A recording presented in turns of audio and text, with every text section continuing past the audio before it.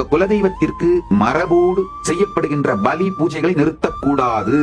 அவையெல்லாம் நம்முடைய முன்னோர்கள் மிக தெளிந்த அறிவோடு செய்து வைத்தவை.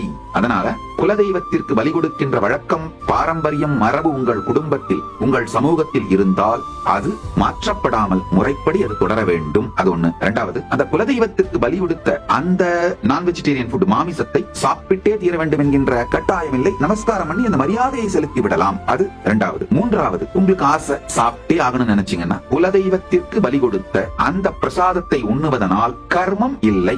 இதை புரிஞ்சுக்கோங்க. ஆனா மாமிசத்தினால் உடல் மீது ஏற்படுகின்ற நெகட்டிவ் இம்பாக்ட், உங்க ஹெல்த் கொலாப்ஸ் ஆகிறது நடந்துதான் தீரும்.